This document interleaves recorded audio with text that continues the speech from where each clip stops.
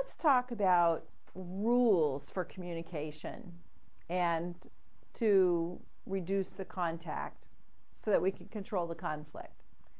First of all, you need to understand that there's an equation for conflict. The equation goes like this: communication plus contact equals conflict. Think about it.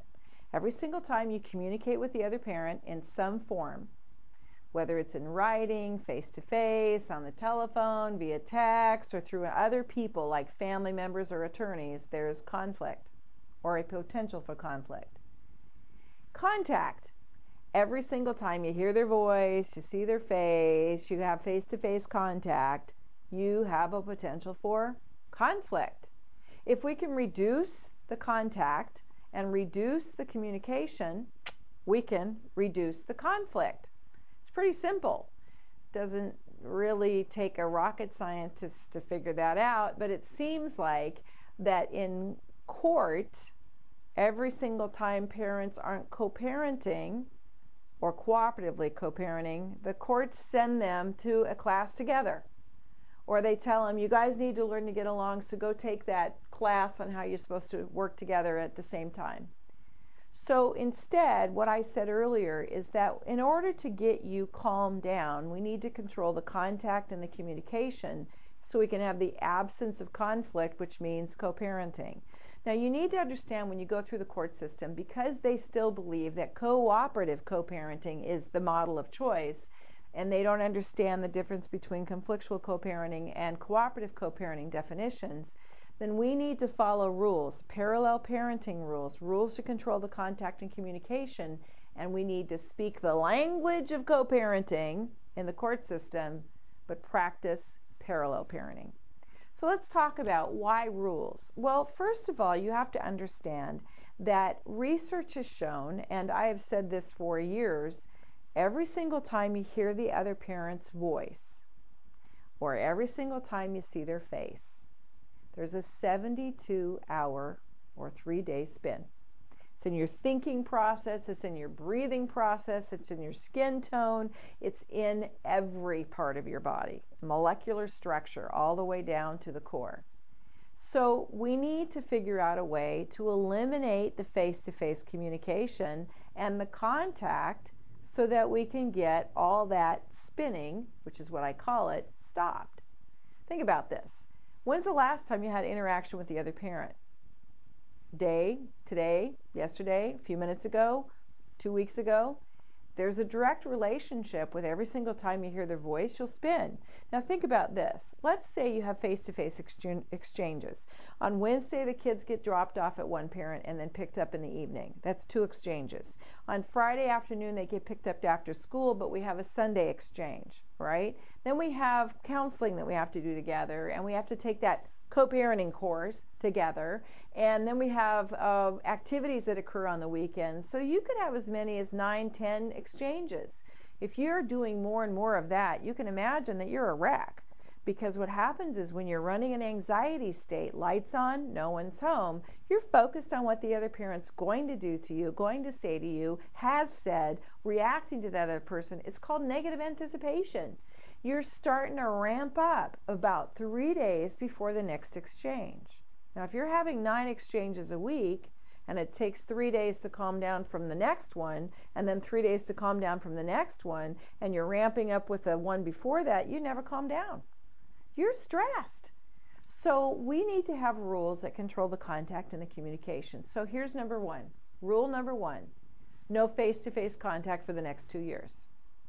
What? Some of you are going, oh, thank God, right? No face-to-face contact. Now, there are certain parents who are involved in conflict who are actually addicted to the conflict. They kind of get excited about seeing the other parent. One, because they're really lonely maybe, and they don't want to be alone, so when they hear the other parent's voice, they don't feel alone. When they get to go to court, they get to keep the interaction going on. They never get to move on with their life.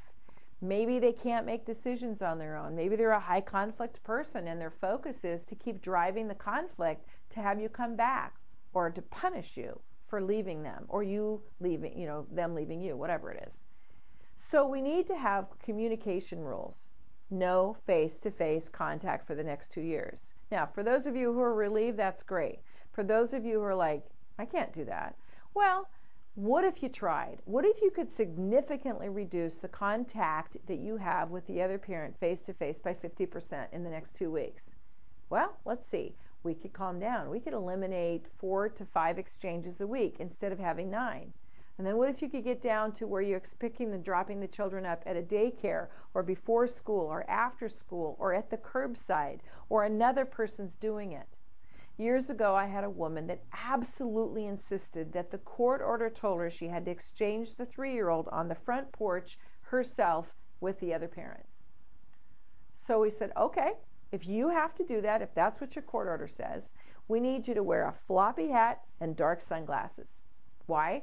Because the other parent controls contact and makes you feel uncomfortable through eye contact, right? So wearing dark glasses and a floppy hat changes up the scenario. We'll get more into that later on when we talk about disengaging. Okay, so we do that. She said, but he hands me a note. I said, okay, every single time he hands you a note, get yourself one of those, those trash picker-upper thingies and just reach out and grab the note, right? So you don't have to talk to him. She said, oh, okay. Now, what happened was the next week, she didn't get the trash picker-upper, but she did read the court order. And she realized the court order did not specify she had to be the one to do the drop-off and pickup of the 3-year-old. By changing the perception of what she could do, she looked at it and said, it doesn't have to be me. She said, my aunt can do that. Great. How about you? Is there an exchange that someone else could do for you? Now, if you're in a new relationship, I don't recommend that you bring the other parent unless there's an agreement and they're comfortable with it. Better if you can do non-face-to-face exchanges at a neutral location. And I don't like police departments because that's not neutral. It's a lot of chaos and stress, and most of the time police don't have any videotaping on, and that usually happens outside where no one's watching. So it's just as bad as if you do it in an empty parking lot at a grocery store. Better if you can figure out how someone else can do the exchange. You can do it at before and after school, daycare location, or if possible, curbside, where one parent stays in the car and the other parent stays in the front. They don't do the exchange. Children 6 years and older can do the curbside exchanges without a parent getting out of the car. So figure out what you need to do. Now, if you absolutely, because you have little ones, absolutely have to exchange the children, put a note in the diaper bag and then don't talk. Explain to the sitter or the nanny or whatever that we're doing this exchange, and the note, the information's in the diaper bag. I had a couple do that. So when you eliminate the face-to-face communication, the exchanges, we start to calm down. I don't have to see their ugly face anymore. I don't have to wonder what they're going to do to me. I don't have to read their body language. I don't have to feel like they're going to say things under their breath. I don't have to see them flinch. I don't have to see them react. No face-to-face communication for the next 2 years would be amazing, and I highly recommend that you try it. If you have an attorney, ask them to help you set that up. Now, it means you might have to give a child a little bit more time with one of the parents, but boy, can that make a difference in the way you communicate at the very end. Start putting in place some rules to communicate that help you calm that conflict down, the contact, and the communication. Now, on the website, you're going to see that there's an entire article called How to Excommunicate. I hope you'll take advantage of reading those and applying those immediately to your life so you can start having control over another part of your life, using your energy now to focus on the children rather on responding to the ex. See you in the next lesson.